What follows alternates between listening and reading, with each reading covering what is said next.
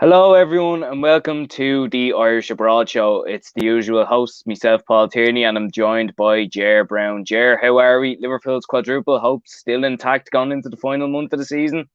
Yeah, all is very much good for the world. Just about recovered after two hectic nights of Champions League football. I was at training Tuesday night, missed the first half Liverpool game. Here it's 1-0, then it's 2-0.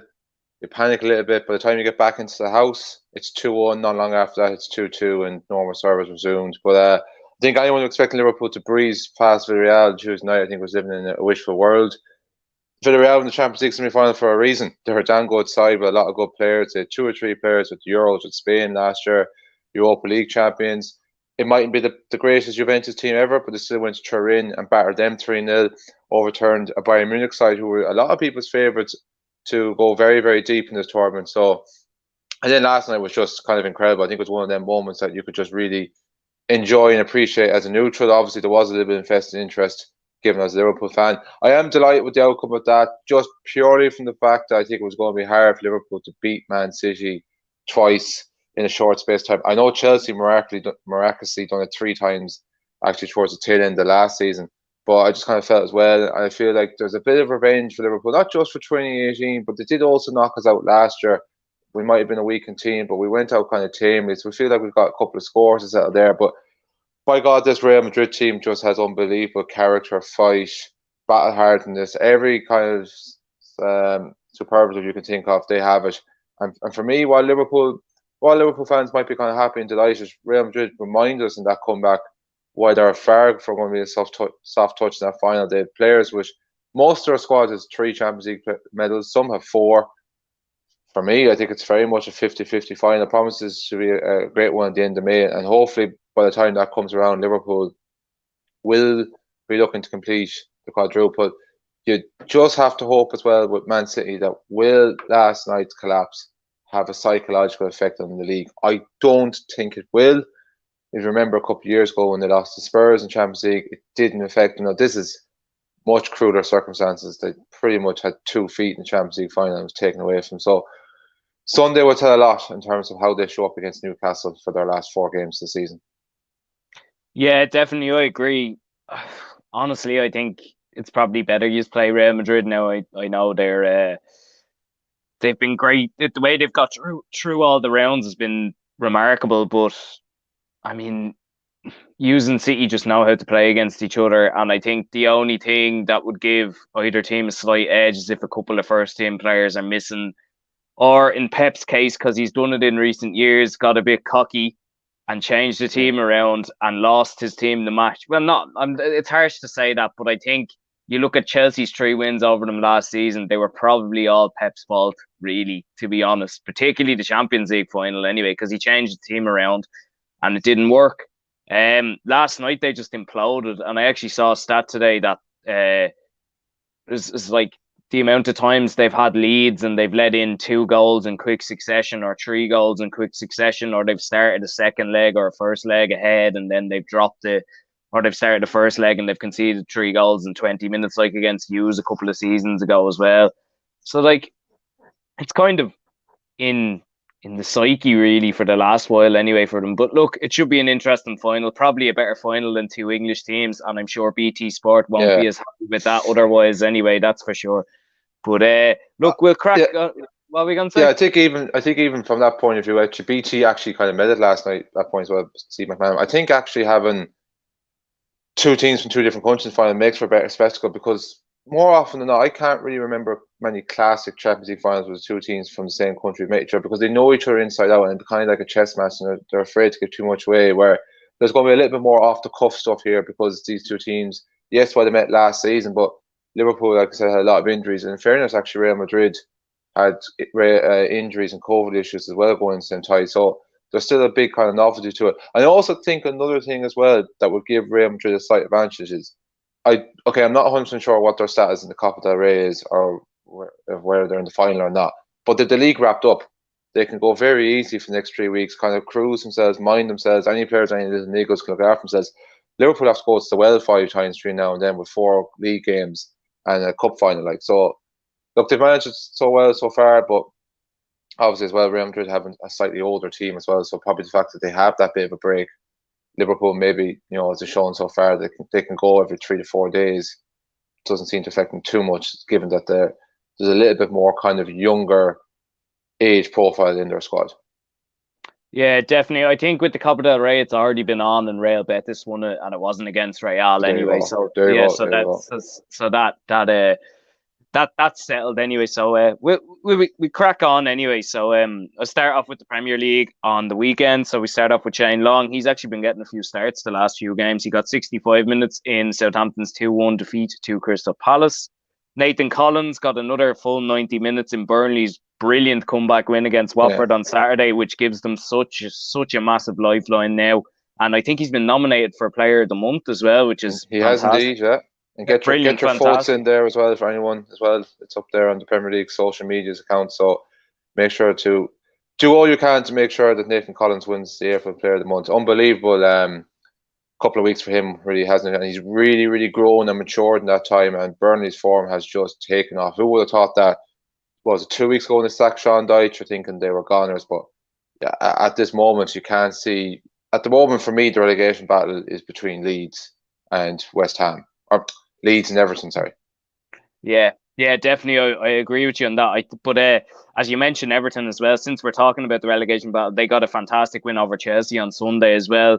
Our man Paul Nealon was there as well. He said it was a fantastic atmosphere, Yeah, and I'll be honest with you, I thought Everton were great, but it did kind of feel that Chelsea kind of rolled over and took it, and they've kind of been playing like that the last while, from yeah. what I've seen since the whole Abramovich situation. And I just don't think they go for matches enough, Chelsea, to be honest. Now, it worked for them last year in the end, but sure, Arsenal are only 3 points off them now. Now, I don't think we'll get ahead of them, but that's not great. They were miles behind them a couple of weeks ago, you know? Yeah.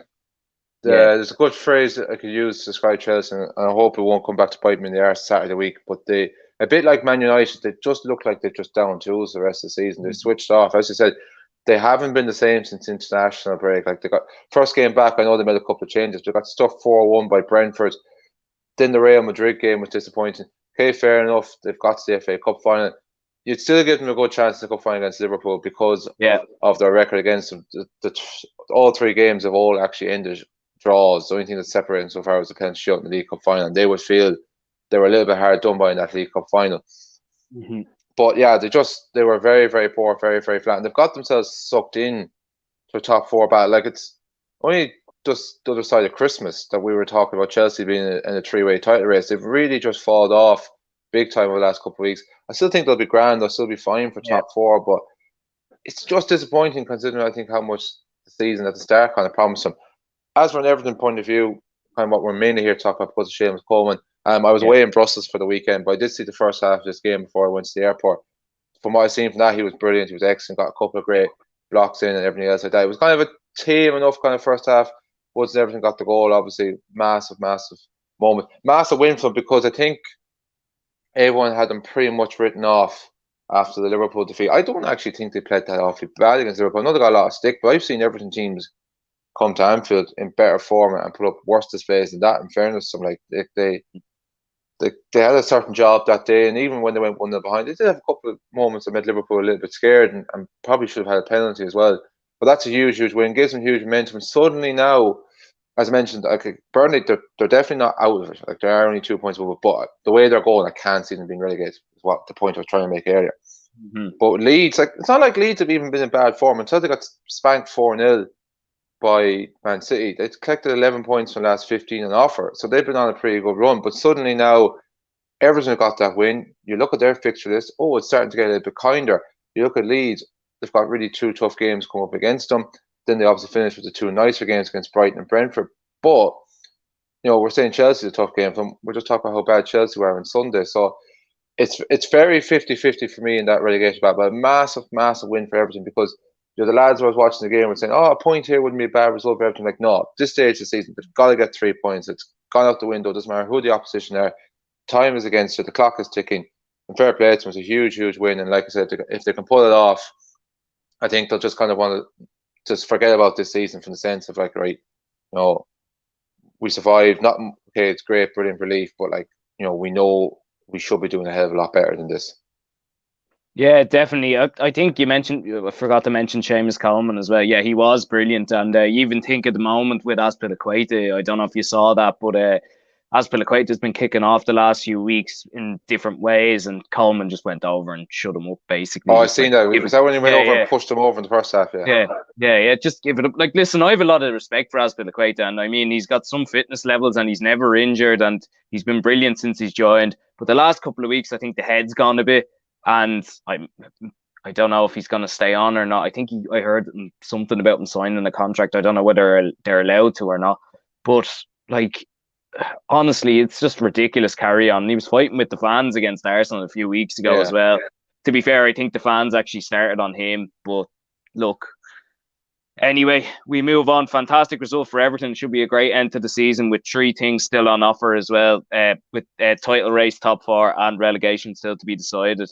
That's all I have from the Premier League anyway on the weekend. We can move on into the Championship. A couple of things to talk Just about another here. thing as well Oh, from Premier League point of view. Not that the two of the lads were on the pitch, but Norwich's expected relegation was confirmed to the weekend. Obviously, disappointment there for Adam and Andrew Owen Bamdelli. I don't think any kind of criticism can be laid upon their part. Andrew has been injured, I think, since around Christmas time, and Adam has been injured since February. Like, so, disappointment. But look, they're still both have a very good age profile that are good. Hopefully, they get back to full fitness and full health for the start of next season.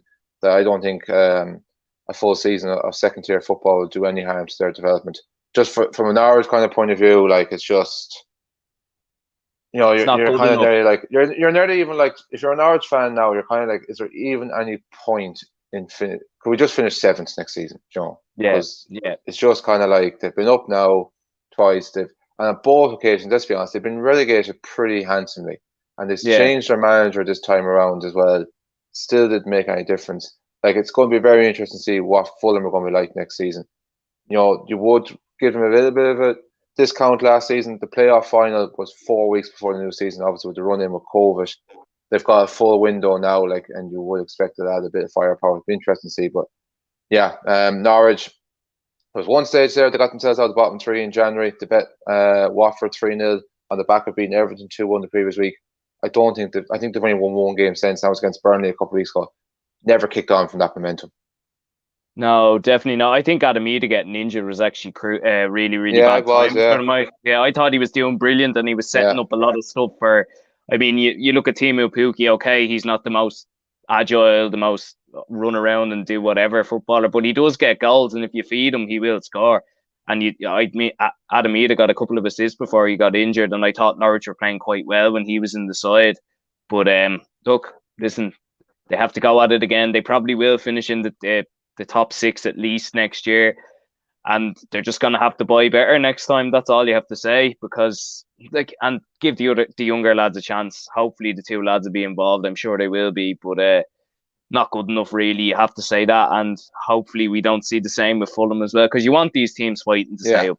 You think of Fulham as well; they've had some great times as well. They got to the Europa League final that time. The time they stayed up with Danny Murphy, they've had some great players as well. So I mean, you want these clubs to have a bit of a fire in the belly, but it seems like once it gets to the push, they can't really deal with it. But look, we can move on anyway into the Championship. A couple of things to get through here. We start off on Friday night. I just have these in order because it's just easier to do it that way.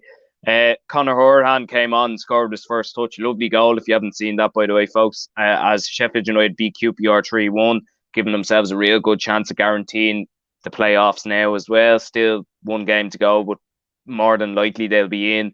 Enda Stevens, John Egan, and Jimmy Dunn all played in that as well. Alan Browne grabbed an assist in Preston's 3-1 win at Barnsley. Sean Maguire and William Hondermark played for either side there as well. There was a clean sheet for Mark Travers, his 18th of the season, as Bournemouth beat Blackburn 3-0, ending Blackburn's chance at the playoffs. Unfortunately, a season that looked so bright has been just decimated because of injury to one main man, really, to be honest. But in Ben Brereton Diaz. But look, Blackburn will go again next year, still a massive club in the Championship. Aaron Cashin scored as Derby beat Blackpool 2-0. I think that might be his first professional goal. I'm not sure myself, but Jason Knight, Festi Ebisele, and CJ Hamilton all played in that for either side as well. Sean McLaughlin's Hull were beaten 5-0 by Bristol City. That's a disappointing result there. Hull, who've been quite good this season, really, to be honest, and been safe for the majority of the season. Mark McGuinness played in Cardiff's 1-1 draw with Birmingham City. And now a man who Paul Nealon actually interviewed last night, Dan McNamara, he's had a wonderful season. He helped Millwall beat Peterborough 3-0 and still give them a hope of sneaking into the playoffs. He also won their Young Player of the Year and runner-up in the Player of the Year as well. Ger, been a great season for Dan. Fantastic, yeah, and great to see with recognition. Who knows, maybe he might get further honours. Well, I wouldn't say getting an Ireland Cup as an honour, but further recognition, I suppose, as well. And, yeah, and Millwall, they've kind of been a bit of a surprise package as well this season. They're still in there. They're still in a slim chance going into the final day of the season. But yeah, Dan, like over the last season or two now, has really kind of started to establish himself, like breaking in there. I think would have been the 2019-2020 season. Like I said, you look at the player reviews ratings this season, very rarely did you ever score below a 6 or a 7. A lot of the times with the news that then he got their star man. So it's fantastic to see that he's playing well, not just playing well, but playing well for a team that's in a good place. Like, so obviously it shows that he's kind of a key part of their form and success. And like I said, we'll get to maybe the championship permutations for the playoffs for the final day of the season. But like I said, still in with a small chance, and who knows, he could still be playing Premier League football next season. Yes, definitely. Still a chance of it anyway. We'll see how it goes on Saturday morning anyway.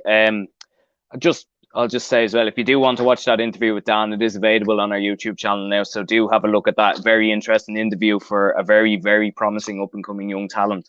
We can move on. Where was I there? Also in that match as well, just Sammy Schmodics and Jack Taylor played for Peterborough as well.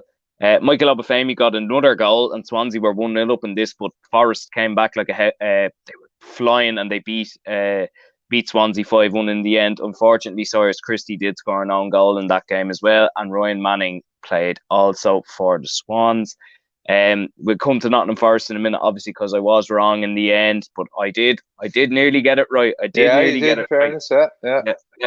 Yeah. There was an assist for Callum Robinson as West Brom beat Reading 1-0. Jason Malumbi, who has now officially signed for West Brom, and Darragh O'Shea played in that as well. So West Brom ending the season with at least a win in the penultimate game. And Peter Chioso played in Luton's 7-0 defeat at Fulham. Now, we're talking about permutations of the playoffs. That result there could have a huge effect on Luton Town, who are in the last position at the minute. Millwall just behind them. Ger, what do you think's going to happen? I know it's very, very tough to call. Yeah, that game has really changed things, because we mentioned Millwall have a slight simmer of making the playoffs. We've obviously got the situation where Sheffield United occupied the last playoff place. They're on 72 points. Luton, or Sheffield United actually in 5th place on goal difference 72. Luton in 6th and 72. Middlesbrough then in 7th on 70, who play Sheffield United. So a draw would be enough there for Sheffield United. Middlesbrough need to win that game, and a win will guarantee them a playoff, regardless of what Luton Town do. And then Millwall back on 69. But Millwall, their only realistic hope of getting into the playoff is catching Luton, because the fact there's going to be a positive outcome for one of Sheffield United or Middlesbrough means that's it. They can't leave from the two of them.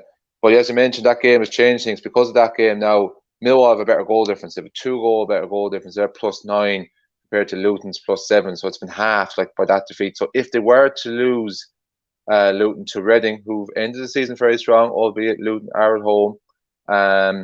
If Millwall can win at home against Derby, who is it Derby? Actually, no, sorry, Millwall are playing Bournemouth away, but Bournemouth are in party mode, so more than likely could be resting players, probably haven't prepared for this game as well as their previous 45. So it could be quite interesting there as well. Just trying to think if both them sides were to lose, Luton would still be okay as long as Sheffield United get a positive result against Middlesbrough. So yeah, it's going to be one of them days where I think you're going to need to calculate. Like, bit disappointed, because I think we all remember that championship final day of the season. Was it the COVID season 2020 where West Brom snatched promotion the final day ahead of Brentford. Brentford missed out because they couldn't beat Barnsley. That result then suddenly kept Barnsley up. Nottingham Forest had that dramatic collapse and missed out in the playoffs and goal difference to Swansea. I think it was a 7-8 goal swing. All three of them, it was just crazy to keep on top of things. It's a bit disappointing. It's just the playoff permutations. But as I just said, from what could happen there, even I was struggling to make sense of it. just goes to show you, you're still going to be inclined for a bonker Saturday afternoon. And even throw in as well the Chris Wilder factor as well in that Sheffield United Middlesbrough game as well. Just really adds all the spice and juice to it. I don't think Sheffield United are playing Middlesbrough. I think they're playing Fulham. I'm not sure. You actually are right. Yeah, it's the way. It's just I have them up in flash scorings. They have them kind Oh, of right. like yeah. So you're right. Sorry, it's Middlesbrough away to Preston and Sheffield United are the home against Fulham. So that changes things slightly from what I was saying there. Again, yeah, Sheffield United home against a Fulham team that are in party mode now. Definitely that rout against Luton. I feel like that's the third time, if not the fourth time, they've scored at least 6+ goals this season. Yeah, I Fulham. can make. Maybe even the Yeah, fifth. probably. God knows. Wasn't I there? remember Wasn't there one say they beat Blackburn 7-0 away. Anyway, I 7-0? remember that, and I think they scored 7 against Reading, but they let in 2 or Two. 1 or But there something. was Yeah, one stage in January they were averaging like 6 goals per game from their previous 3 matches. So I think they definitely put up a couple more cricket scores. So yeah, so that makes obviously things a little bit more interesting. But like as I mentioned, Sheffield United have a very healthy goal difference. I think of +12. So Millwall aren't going to catch them even if they do lose at home against Fulham. But then again, Fulham could put up another cricket score if they really want to maybe. And then yeah, yeah, Middlesbrough needing obviously to win and then hope one of Sheffield United or Luton slip up. Obviously, it become interesting if they were to win and Sheffield United and Luton were to draw. That's 3 teams then on 73 points. So goal difference then would be a factor there. I'll actually check Middlesbrough's goal difference because, as I mentioned, Luton's is +7, Sheffield United is +12, and Middlesbrough's is also +12. So they would make the playoffs in that case then. yeah. Well, I mean, it's going to be interesting anyway. I think if I was a Also, Luton, if I was a sorry, just Luton fan, I'd yeah, be disappointed if they didn't yeah. get in, because they've been so good this season, and I think that they've been better than Sheffield United and Middlesbrough. I And don't know much, like you see, but you can't say that. It's harsh to say that, but they have anyway. Go on. yeah, and they've had 2 opportunities in the last 2 games to clinch that playoff place by drawing against Blackburn and that 7-0 rout as well. Just another thing as well, Nottingham Forest, Huddersfield as well, they're both level on points on 79 and third and fourth. That also is a factor as in determines who finishes where in the playoffs. Like so at the moment, you're looking at Nottingham Forest playing the sixth place team, Huddersfield playing the fifth place team. Would that make much of a difference? Possibly not, but technically on paper, if you finish third, you're supposedly going to get the weaker game. But we'll have to Hmm. wait and see. And I suppose we might as well just wrap up our championship talk by congratulating Mark Travers, Gavin Kilkenny, and Robbie Brady on Bournemouth's return to Premier League. I called it a couple of weeks ago. Made hard work of it. They've kind of, I wouldn't quite say crawled over the line because the form of the last couple of weeks has been pretty steady, but they were setting a massive pace like Fulham at the start of the season. They went into an awful run of form there around the middle third. Recovered, held off the challenge of Huddersfield, held off the challenge of Forest, who surged brilliantly. When you remember the shocking start to the season that they had. Brilliant for Mark, very, very good season. And he now hopefully will be their chosen goalkeeper to go forward to next season. Gavin Kilkenny obviously played a heavy part in the first half season. Disappointed he hasn't featured since that FA Cup game against Bournemouth. Whether that done any damage to his prospects of featuring, he hasn't featured in matchday squads. I haven't heard anything in relation to an injury. And obviously Robbie Brady, has made the bench a lot more in recent weeks, but again has been very much restricted due to injuries. Was signed on a free and a 1-year contract.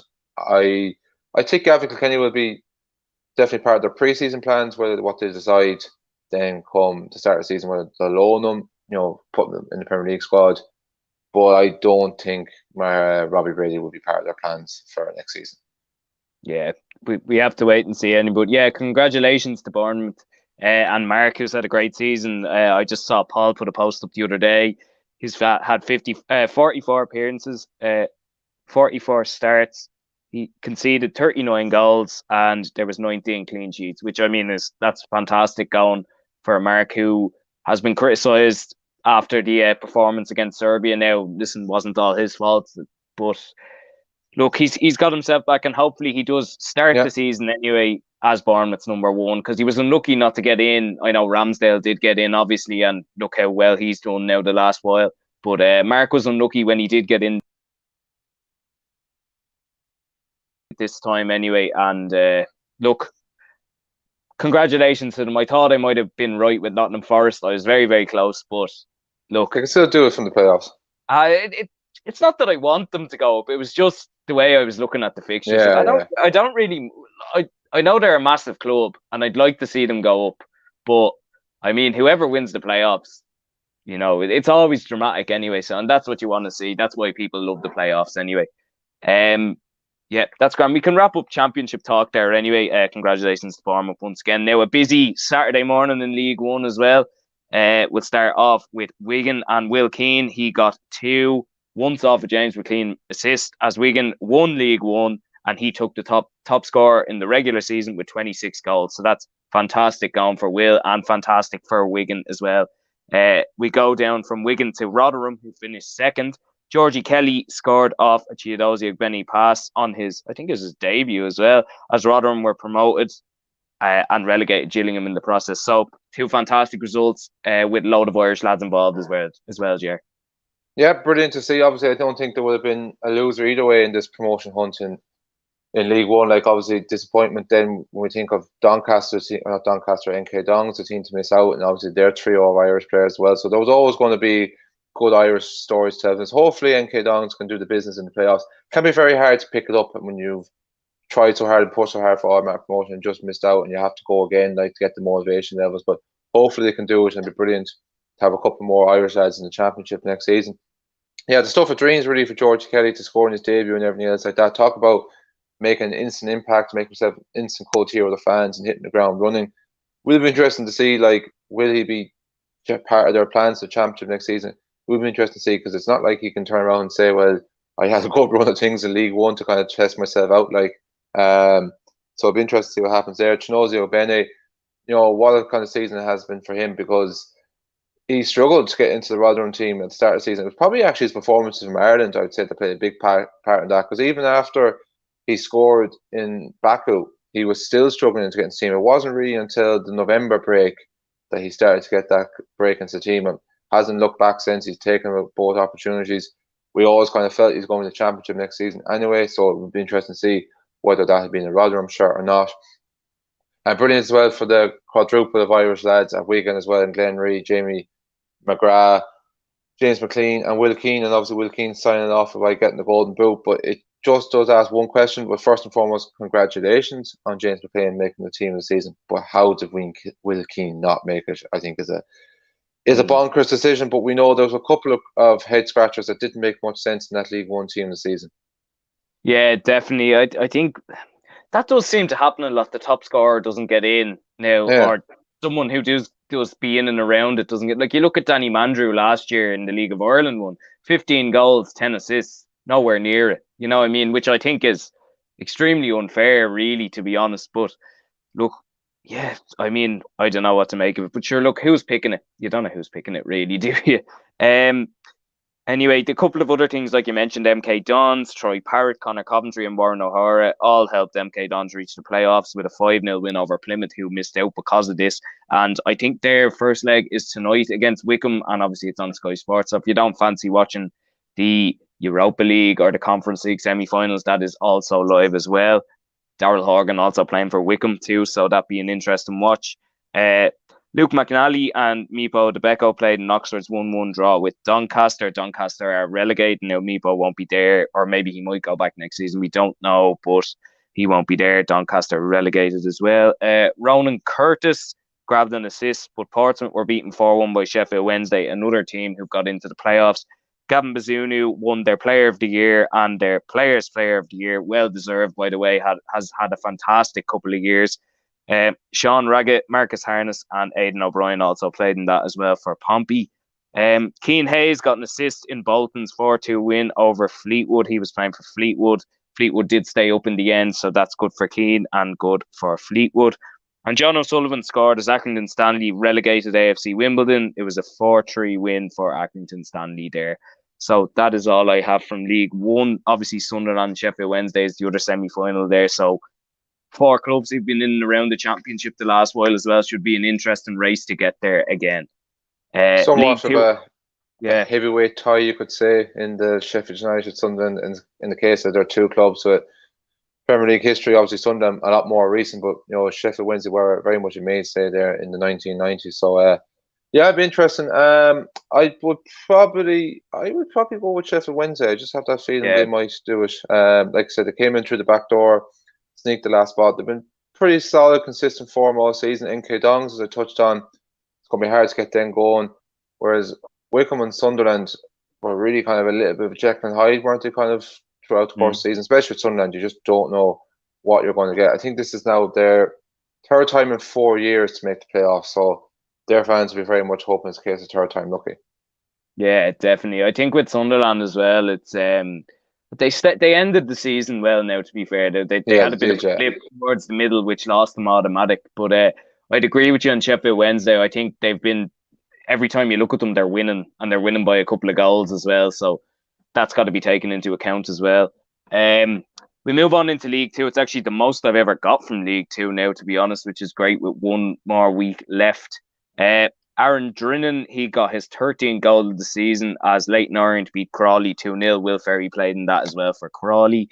Corey O'Keefe scored and grabbed an assist, and Connor Grant also grabbed an assist, but Rochdale were beaten 4-3 by Bristol Rovers. Glenn Whelan was on the bench for them as well. They're looking likely to make the playoffs as well. Owen O'Connell won Rochdale's player of the season, and Jimmy Keohane also played in that as well. Uh, There's an assist for John Rooney, but Barrow were beaten by Swindon Town. Niall Canvan played in that as well. Leo Connor got an assist as Tranmere beat Oldham 2-0.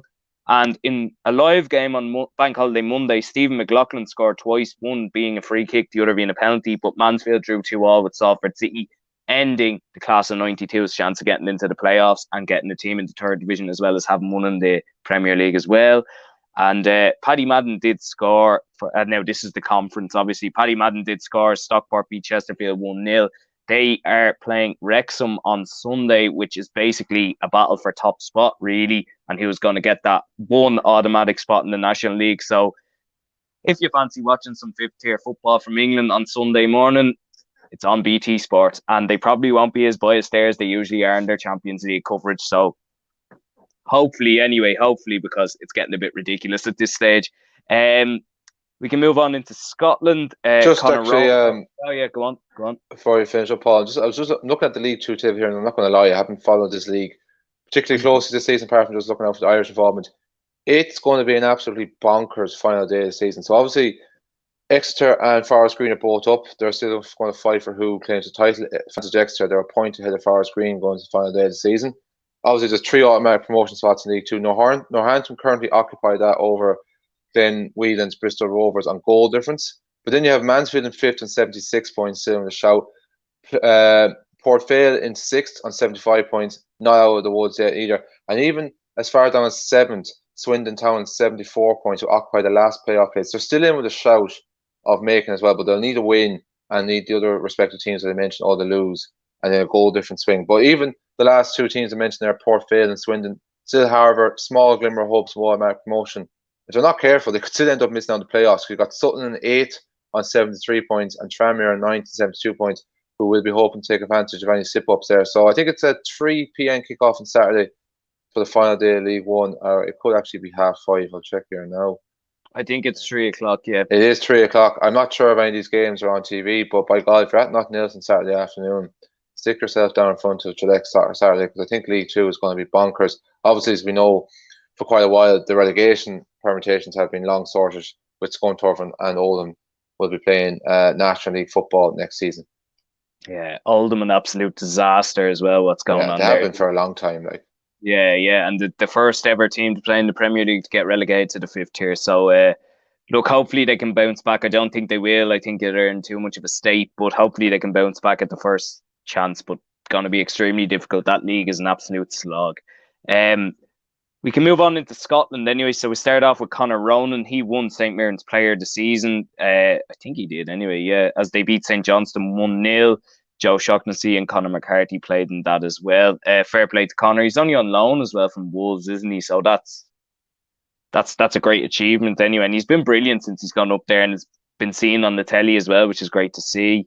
Nothing else from the top division, but in the championship, Darragh O'Connor did score his first senior goal, but Queen and the South were relegated, unfortunately.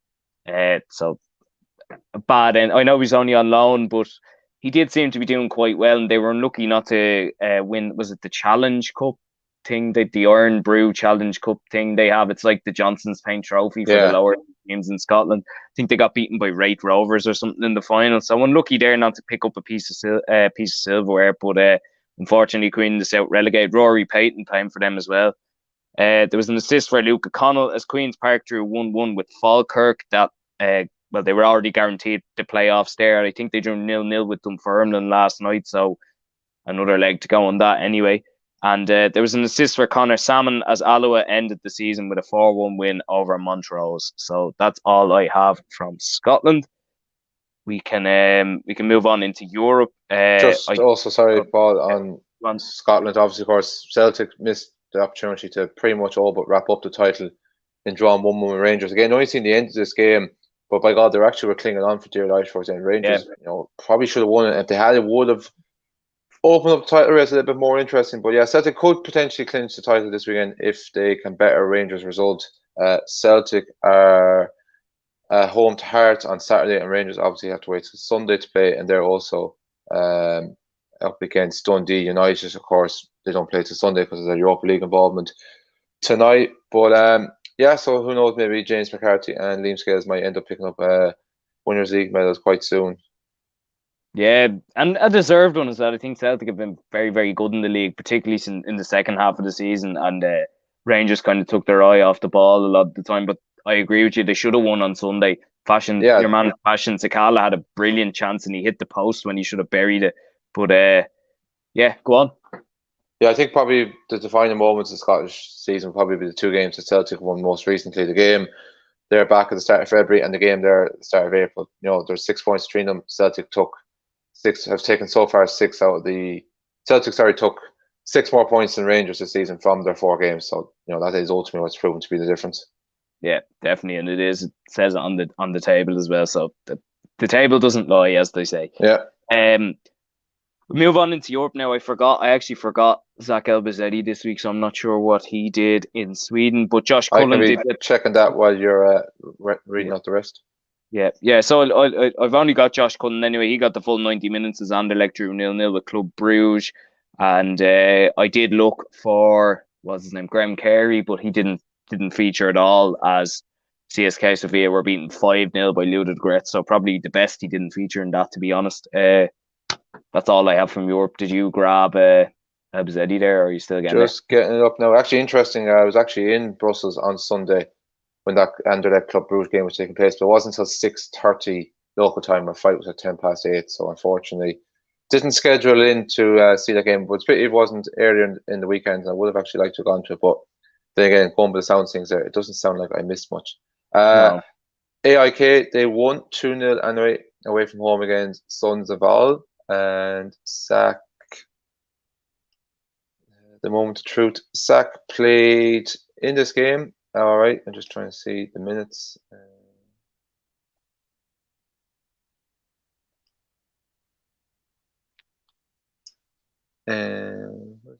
He played 81 minutes of this contest, by which says they're already 2-0 up. So yeah, after a bit of a slow start, AIK they've got a little bit more consistency now in their form. They're up to 4th. Yeah, that's a hat trick of victories now. It's 4 wins in total from 6 matches on 12 points, and they trail league leaders Hammarby by 4 points at this early stage. And next up for them is a meeting with Gothenburg on Saturday as well. So Gothenburg are actually just a couple of places below them table on 10 points. So it actually could be an interesting game there on Saturday afternoon. Yeah, definitely. We've wrapped up Europe there. Thanks for that, Jer. By the way, I just completely forgot about Sweden. No worries. But anyway, we can go on to USA and Australia. So I'll start off with the MLS. John Gallagher, who is now looking like a permanent left back again played the full 90 minutes as Austin beat Houston Dynamo 2-1. Shane O'Neill played full 90 as Toronto lost to Cincinnati 2-1. Derek Williams, LA Galaxy were beaten 1-0 by Real Salt Lake, and the defeats keep coming for the Irish lads over in America as Jake Mulroney got 10 minutes, but Atlanta were beaten 2-1 by Montreal. So disappointing weekend in the MLS besides John Gallagher. In Australia, there was 2 games for Jay O'Shea, and they both ended in 2-0 defeats. They were beaten 2-0 by Adelaide and Central Coast Mariners. So they are still second bottom, played 25 or 26 games. So we're nearly up to the end of that season, which will go into the playoffs then or something, doesn't it? And Yeah, for the top 6, yeah. yeah. So there'll be no involvement for Brisbane Roar by the sound of that. And unfortunately for Jay, but look, they battled back from a very, very poor start anyway. Yeah. But look, that wraps up USA and Australia. I know you didn't have much this week, but do you have anything else to add? Liverpool going to win the quadruple? I'm not going to say anything more. I think you're going to win 3 of them. I'm not going to say what 3 though. You don't think we're going to win already the league. It's what everyone thinks is going to happen. Both ourselves and City will match each other result for result between now and May 22nd. Yeah, I mean, well, you've already won 1, so that's already a more successful season than most of the league. So yeah, think of it that way. You'll be rooting for us Saturday night. Yeah, ultimately, I still think it comes down to the game between Arsenal and Tottenham. Really, it's like if you lose that, like say, okay, if you do get a result on Saturday, which I expect is to, like Arsenal have to beat Leeds and they have to beat Newcastle away then as well. Which I mean, Spurs and Newcastle in quick succession both away is a tough ask. And then they have Everton on the final day, who could be fighting for anything as well. Yeah. So. I mean, I think it is going to go down to that Arsenal and Spurs game. Okay, it'll be 5 points if Arsenal win on the weekend and use beat Spurs. But if Spurs then beat Arsenal, then it's only 2 points with 2 games left. So it's, yeah, I don't know. I as like yourself, I'm not saying anything. I'm not commenting. It's good that we've guaranteed Europe in some capacity, though. I am happy with that because midweeks are boring without European football. And I just have no interest. Like, I have an interest, but I don't really care who wins the other ones, unfortunately. Anyway, we'll wrap it up there, Jer. Thanks very much. As always, you've been a legend. And look, thanks very much to everyone for watching. Thanks for your comments. Sorry we didn't get around to them. But look, thanks very much, guys. You're a legend. And don't forget to like, subscribe. And thanks, Jer. I'll talk to you again next week. Cheers, Paul. Thanks, everyone, for watching.